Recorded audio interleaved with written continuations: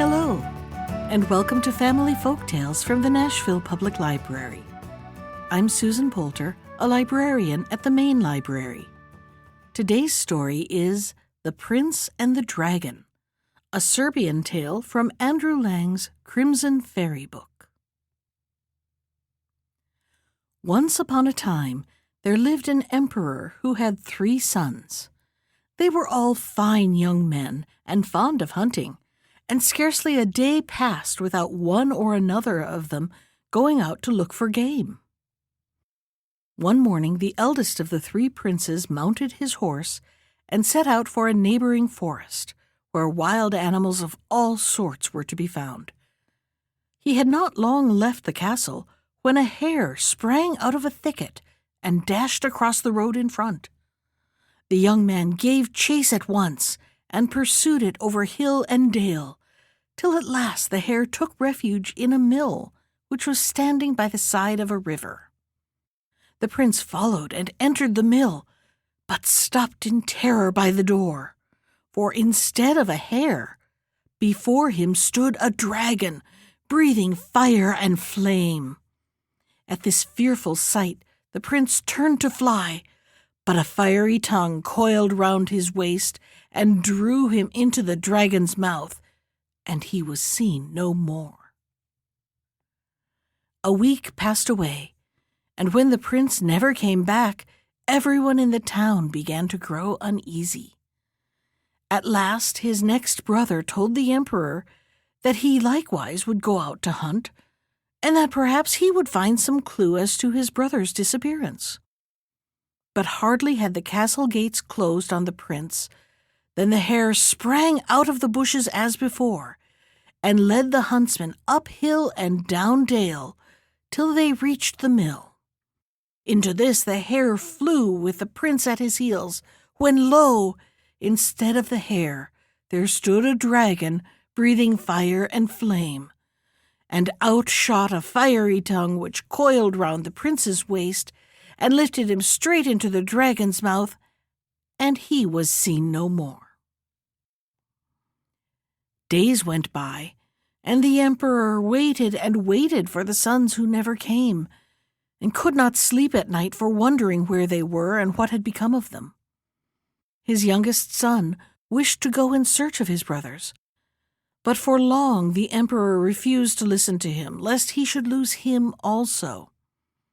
But the prince prayed so hard for leave to make the search, and promised so often that he would be very cautious and careful, that at length the emperor gave him permission, and ordered the best horse in the stables to be saddled for him. Full of hope, the young prince started on his way, but no sooner was he outside the city walls than a hare sprang out of the bushes and ran before him till they reached the mill. As before, the animal dashed in through the open door, but this time he was not followed by the prince. Wiser than his brothers, the young man turned away, saying to himself, "There are as good hares in the forest as any that have come out of it, and when I have caught them I can come back and look for you." For many hours he rode up and down the mountain, but saw nothing, and at last, tired of waiting, he went back to the mill. Here he found an old woman sitting, whom he greeted pleasantly. "Good morning to you, little mother," he said, and the old woman answered, "Good morning, my son." "Tell me, little mother," went on the prince, "where shall I find my hare?" "My son," replied the old woman, "that was no hare, but a dragon, who has led many men hither, and then has eaten them all." At these words the prince's heart grew heavy, and he cried, "Then my brothers must have come here, and have been eaten by the dragon." "You have guessed right," answered the old woman, "and I can give you no better counsel than to go home at once, before the same fate overtakes you." "Will you not come with me out of this dreadful place?" said the young man.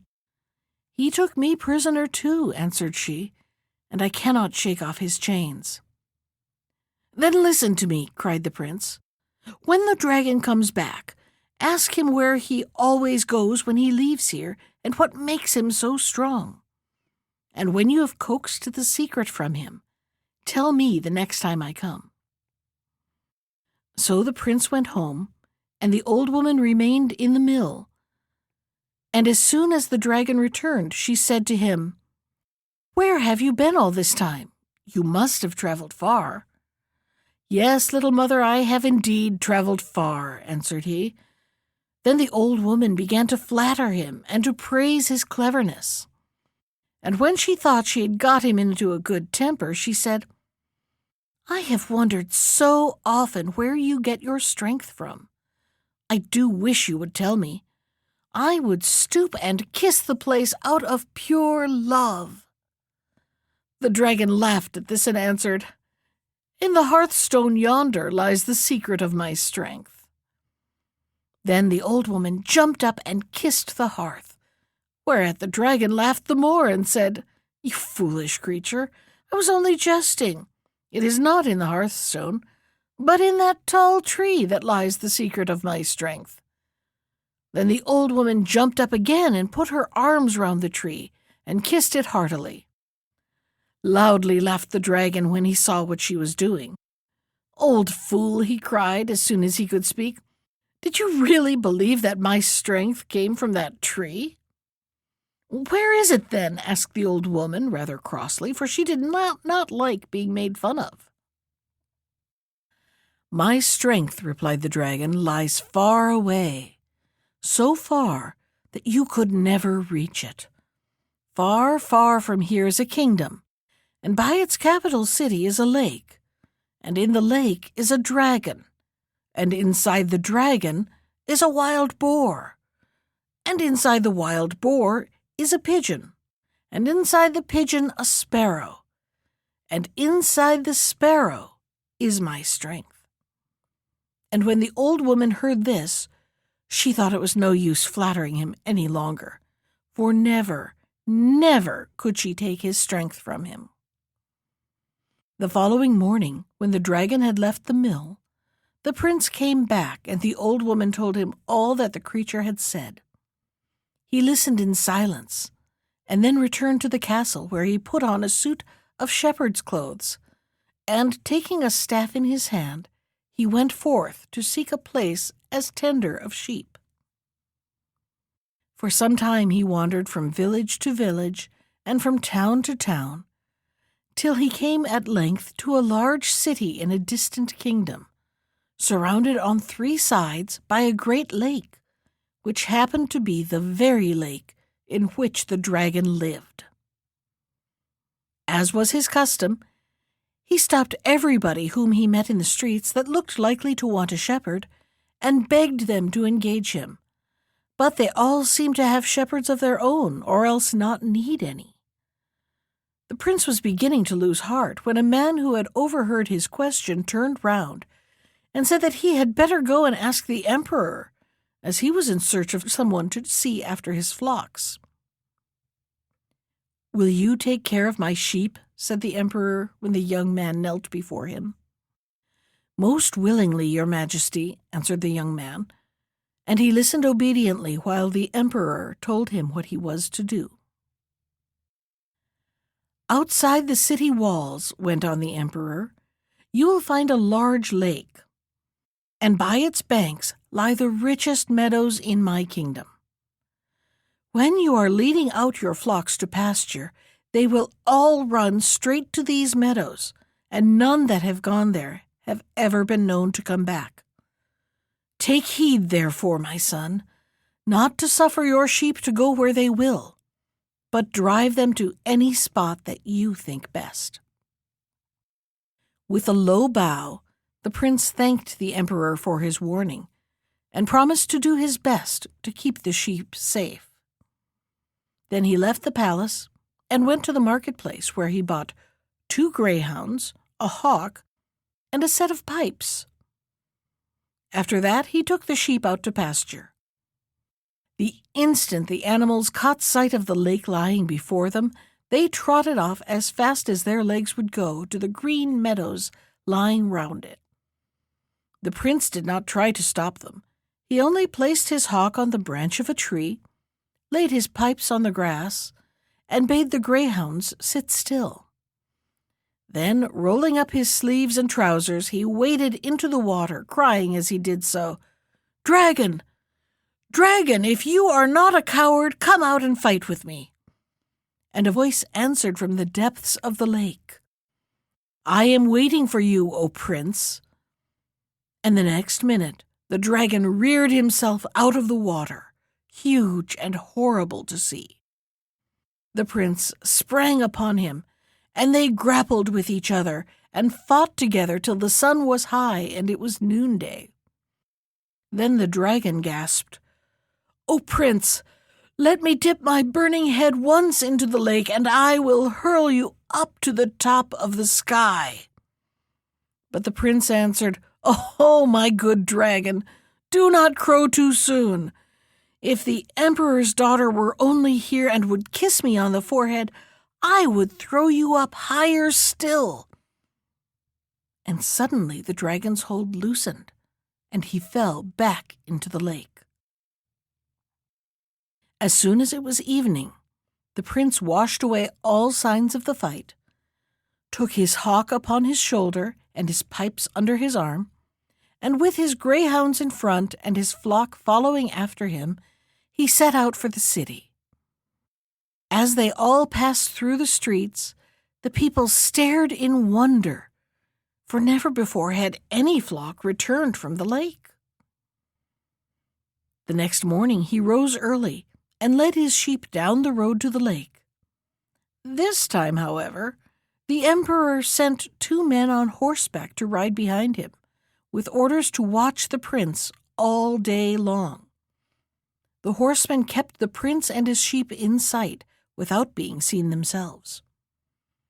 As soon as they beheld the sheep running towards the meadows, they turned aside up a steep hill which overhung the lake. When the shepherd reached the place, he laid, as before, his pipes on the grass and bade the greyhound sit beside them, while the hawk he perched on the branch of the tree. Then he rolled up his trousers and his sleeves and waded into the water, crying, "Dragon! Dragon, if you are not a coward, come out and fight with me." And the dragon answered, "I am waiting for you, O Prince." And the next minute he reared himself out of the water, huge and horrible to see. Again they clasped each other tight round the body and fought till it was noon. And when the sun was at its hottest, the dragon gasped, "O Prince, let me dip my burning head once in the lake, and I will hurl you up to the top of the sky." But the prince answered, "Oh, my good dragon, do not crow too soon. If the emperor's daughter were only here and would kiss me on the forehead, I would throw you up higher still." And suddenly the dragon's hold loosened, and he fell back into the lake. As soon as it was evening, the prince again collected his sheep, and playing on his pipes, he marched before them into the city. When he passed through the gates, all the people came out of their houses to stare in wonder, for never before had any flock returned from the lake. Meanwhile, the 2 horsemen had ridden quickly back and told the emperor all they had seen and heard. The emperor listened eagerly to their tale, then called his daughter to him and repeated it to her. "Tomorrow," he said when he had finished, "you shall go with the shepherd to the lake, and then you shall kiss him on the forehead as he wishes." But when the princess heard these words, she burst into tears and sobbed out, "Will you really send me, your only child, to that dreadful place from which most likely I shall never come back?" "Fear nothing, my little daughter, all will be well. Many shepherds have gone to that lake, and none have ever returned. But this one has, in these 2 days, fought twice with the dragon and has escaped without a wound. So I hope tomorrow he will kill the dragon altogether and deliver this land from the monster who has slain so many of our bravest men." Scarcely had the sun begun to peep over the hills next morning when the princess stood by the shepherd's side, ready to go to the lake. The shepherd was brimming over with joy, but the princess only wept bitterly. "Dry your tears, I implore you," said he. "If you will just do what I ask you, and when the time comes, run and kiss my forehead, you have nothing to fear."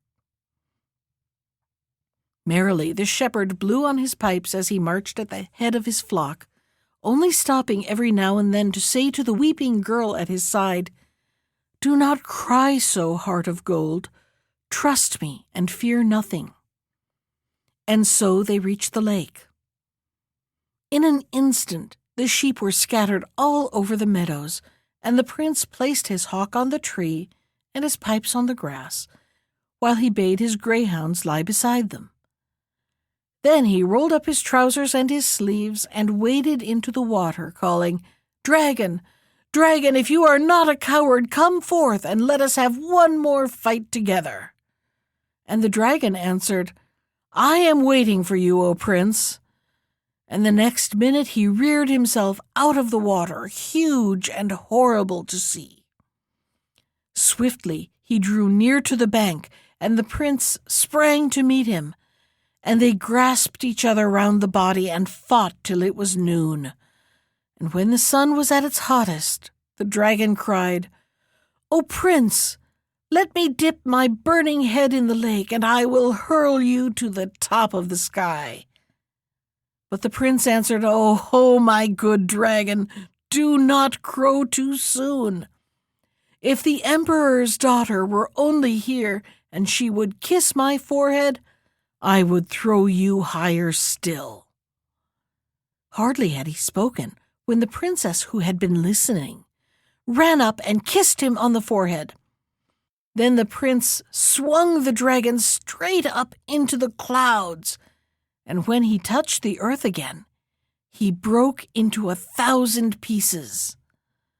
Out of the pieces there sprang a wild boar and galloped away. But the prince called his hounds to give chase, and they caught the boar and tore it to bits. Out of the pieces there sprang a hare, and in a moment the greyhounds were after it, and they caught it and killed it. And out of the hare there came a pigeon. Quickly the prince let loose his hawk, which soared straight into the air, then swooped upon the bird and brought it to his master. The prince cut open its body and found the sparrow inside, as the old woman had said. "Now," cried the prince, holding the sparrow in his hand, "now you shall tell me where I can find my brothers." "Do not hurt me," answered the sparrow, "and I will tell you with all my heart. Behind your father's castle stands a mill, and in the mill are 3 slender twigs. Cut off these twigs and strike their roots with them, and the iron door of a cellar will open. In the cellar you will find as many people, young and old, women and children, as would fill a kingdom, and among them are your brothers." By this time twilight had fallen, so the prince washed himself in the lake, took the hawk on his shoulder and the pipes under his arm, and with his greyhounds before him and his flock behind him, marched gaily into the town, the princess following them all, still trembling with fright. And so they passed through the streets, thronged with a wondering crowd, till they reached the castle. Unknown to anyone, the emperor had stolen out on horseback and had hidden himself on the hill, where he could see all that happened. When all was over and the power of the dragon was broken forever, he rode quickly back to the castle and was ready to receive the prince with open arms and to promise him his daughter to wife. The wedding took place with great splendor, and for a whole week the town was hung with colored lamps, and tables were spread in the hall of the castle for all who chose to come and eat. And when the feast was over, the prince told the emperor and the people who he really was. And at this everyone rejoiced still more, and preparations were made for the prince and princess to return to their own kingdom, for the prince was impatient to set free his brothers. The first thing he did when he reached his native country was to hasten to the mill, where he found the 3 twigs as the sparrow had told him. The moment that he struck the roots, an iron door flew open, and from the cellar a countless multitude of men and women streamed forth. He bade them go one by one wheresoever they would, while he himself waited by the door till his brothers passed through. How delighted they were to meet again, and to hear all that the prince had done to deliver them from their enchantment. And they went home with him, and served him all the days of their lives, for they said that he only, who had proved himself brave and faithful, was fit to be king. That was The Prince and the Dragon from Andrew Lang's Crimson Fairy book. Special thanks to Ginger Sands for our theme music. You can find more of Ginger's music at iTunes or on her website at www.gingersands.com. And if you'd like to comment on today's story, send me an email. I can be reached at susan.poulter, that's Poulter, at nashville.gov. Thanks for listening.